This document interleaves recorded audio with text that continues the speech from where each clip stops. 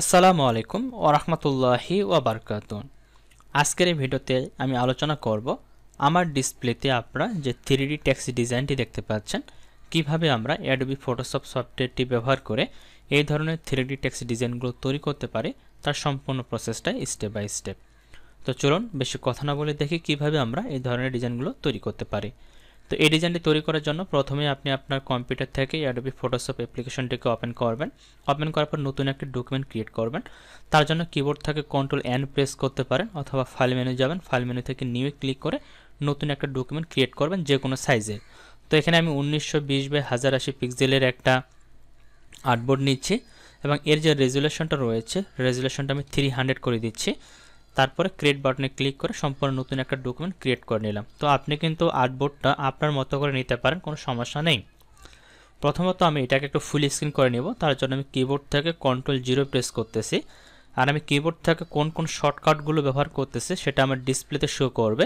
আমার কথা যদি বুঝতে কারো সমস্যা হয় আপনার সেই শর্টকাটগুলো দেখে কাজগুলো কিন্তু করতে পারবেন। তো প্রথমত আমরা এখানে একটা ব্যাকগ্রাউন্ড সেট করব। তার জন্য আমরা create a new adjustment layer যে সেগমেন্টটা রয়েছে এখানে ক্লিক করব। এখান থেকে সলিড লেয়ারে ক্লিক করে এখানে একটা আমি কালারের কোড দিচ্ছি, বা আপনি এইভাবে যে কোনো কালার নিয়ে কাজ করতে পারেন। ঠিক আছে, এইভাবে যে কোনো একটা কালার নেবেন। তো আমি যে কালারটা নিয়ে কাজ করব সেটা হচ্ছে, আমি কালার কোডটা বলে দিচ্ছি বা আমার স্ক্রিনে শো করাবে, আপনারা সেই কালারটা দিতে পারেন E60A52। আমি এই কালারের কোডটা দিলাম এখানে, দেওয়ার পর জাস্ট ওকেতে ক্লিক করব। তো এটা চলে আসবে এখানে। দেন আগে যে ব্যাকগ্রাউন্ডটা ছিল এটাকে আমি আনলক করে নিচ্ছি। দেন দুটাকে একসাথে সিলেক্ট করে Ctrl G দিয়ে গ্রুপ করলাম এবং এর নাম দিচ্ছি আমি ব্যাকগ্রাউন্ড। এর নাম দিলাম আমি ব্যাকগ্রাউন্ড। তাহলে এর মধ্যে আমরা কিন্তু ব্যাকগ্রাউন্ডটা পেয়ে গেলাম। এখন আমরা যেটা করব, আমরা যে টেক্সটটা লিখতে চাচ্ছি সেই টেক্সটটা এখানে লিখে নেব। তার জন্য আমরা টাইপিং টুলে ক্লিক করব। এখান থেকে যে আমাদের টুল প্যানেল দেখবেন যে টাইপিং টুলটা দেওয়া আছে, নরমালি হরিজন্টাল টাইপিং টুলটাকে সিলেক্ট করব। তারপর এখান থেকে আপনারা আপনাদের ফোনটাকে সিলেক্ট করে নেবেন। তো এখানে আমি যে ফোনটা ব্যবহার করব সেই ফোনটা এখানে দেওয়া আছে। নরমালি এখানে আমাদের এরিয়াল ফোনটা দেওয়া থাকতে পারে। আমি যদি এখানে এরিয়াল, এই ফোনটা কিন্তু নরমালি আমাদের দেওয়া থাকে। ঠিক আছে, এই ফোনটা দেওয়া থাকে। তো এই ফোনটাতে যদি আপনি ব্যবহার করতে পারেন, অথবা যে ফোনটা দিয়ে আপনি লিখতে চাচ্ছেন সেই ফোনটা এখানে লিখে নেবেন। ওকে, আমি Ctrl T দিয়ে এটাকে একটু বড় করে নিচ্ছি ফোনটাকে। তো এটা আপনি আপনার প্রয়োজন মতো যতটুকু বড় রাখলে জিনিসটা ভালো লাগে ততটুকু বড় করে নেবেন। এবং আমি এই ফোনটাকে পরিবর্তন করে দিচ্ছি। আমি এই ফোনটাকে ব্যবহার করব না, আমি এখান থেকে আমার এই ফোনটাকে ব্যবহার করব, যেটা আমার কাছ থেকে ভালো লাগে সেটা আমি এখানে দিয়ে দিচ্ছি। লাইক দিচ্ছি, আমি এই ফোনটা দিচ্ছি। ঠিক আছে, এখান থেকে রেগুলারটাকে দিয়ে রাখতেছি আমি। তো আপনাদের কাছে যেটা ভালো লাগবে, আবারও আমি বলতেছি, আপনার কাছে যে ফোনগুলো থাকবে আপনার সেই ফোনগুলো নেবেন। আমি যে ফোনটা ব্যবহার করতেছি আপনাকেও যে ফোনটাই ব্যবহার করতে হবে এমন কিন্তু ধরা বাঁধার নিয়ম নেই। ওকে, দেন এখন আমরা যেটা করব সেটা হচ্ছে এটাকে আর্টবোর্ডের মাঝখানে নিয়ে আসবো। তার জন্য এই লেয়ারটিকে সিলেক্ট করে কিবোর্ড থেকে Ctrl A প্রেস করলাম। তাহলে পুরো আর্টবোর্ডের সাথে এই লেয়ারটা সিলেক্ট হবে। দেন এখান থেকে হরিজন্টালি এবং ভার্টিক্যাল সেন্টারে ক্লিক করলাম। তাহলে আর্টবোর্ডের মাঝখানে চলে আসবে। দেন কিবোর্ড থেকে Ctrl D প্রেস করে এটাকে ডিসিলেক্ট করলাম। এখন এটার ভিতর প্রথমত আমরা একটা ইফেক্ট অ্যাপ্লাই করব। তার জন্য এই লেয়ারটিকে সিলেক্ট করলাম, 3D যে টেক্সট লেয়ারটি রয়েছে এই লেয়ারটিকে সিলেক্ট করে মাউসের এক পাশে ক্লিক করব। দেন এখান থেকে আমাদের ব্লেন্ডিং অপশন নামে একটা অপশন আপনারা দেখতে পাবেন, হয়তো নিচের দিকে কারো থাকতে পারে, কারো উপরের দিকে থাকতে পারে। তো আমার মাঝখানে রয়েছে, এই ব্লেন্ডিং অপশনে ক্লিক করব। ক্লিক করলে এই ধরনের একটা পপআপ বক্স আমাদের সামনে ওপেন হবে। তো এখানে কিছু সেটিংস আমরা করব। যেমন প্রথমে এখানে ড্রপ শ্যাডো যেটা দেওয়া আছে ড্রপ শ্যাডোতে ক্লিক করব। ক্লিক করার পর এটা হয়তো আপনাদের এভাবে নর্মাল থাকতে পারে, এটাকে পরিবর্তন করে আমরা মাল্টিপল করে দিব। এবং এখানে কালারটা হয়তো হোয়াইট থাকতে পারে বা ব্ল্যাকেই থাকতে পারে। তো যে কালারটা থাকে এটাকে সম্পূর্ণ ব্ল্যাক কালার করে দিবেন। ব্ল্যাক কালার পর এখানে দেখবেন অপাসিটিটা হয়তো 100% থাকতে পারে, এইভাবে 100% থাকলে অনেকটা দেখতে পাবেন।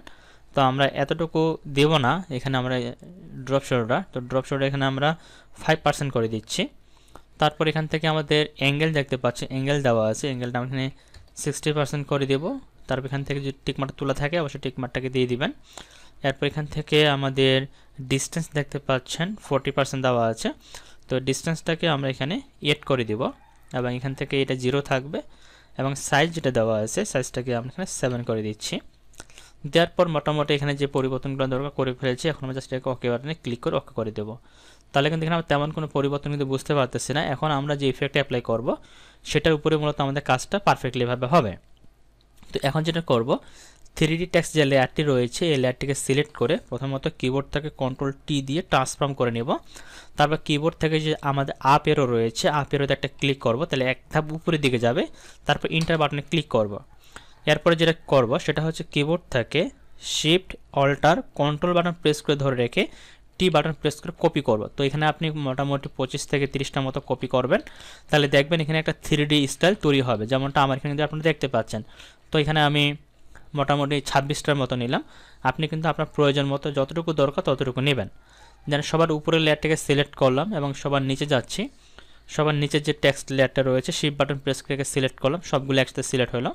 তারপর কিবোর্ড থেকে কন্ট্রোল জি দিয়ে গ্রুপ করব। গ্রুপ করে এর নাম দিচ্ছি আমি মেন ডিজাইন,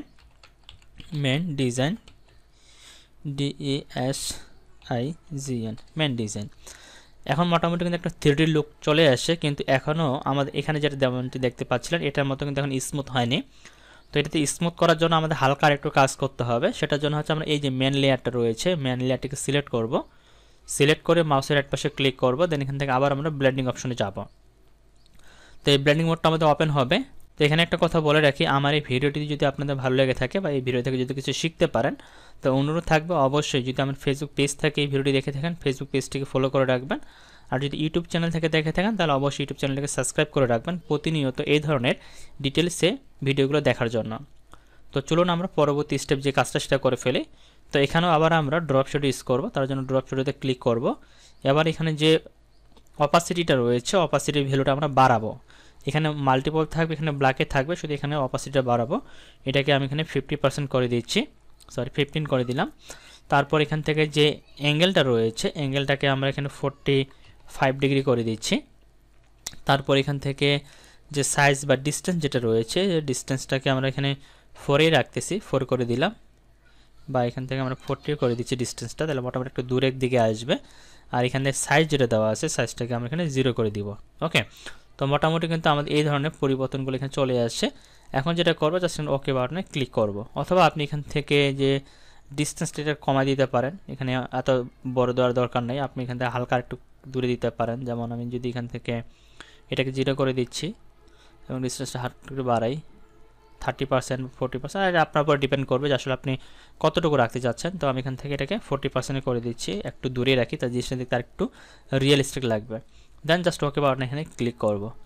ওকে বাটনে ক্লিক করলে দেখবেন সুন্দর কিন্তু আমাদের একটা 3D টেক্সট ডিজাইন কিন্তু এখানে চলে আসে। তো এই ছিল মূলত আজকের এই ভিডিওতে। আশা করি আপনার সম্পূর্ণ প্রসেসটাই বুঝতে পারছেন কীভাবে এই ধরনের 3D টেক্সট ডিজাইনগুলো তৈরি করতে হয়। তারপরে যদি বুঝতে আপনাদের কোনো জায়গায় কোনো ধরনের সমস্যা হয়ে থাকে অবশ্যই সেটা আমাকে কমেন্টে জানাবেন, আমি সেই বিষয়গুলো ক্লিয়ার করতে চেষ্টা করবো ইনশাআল্লাহ।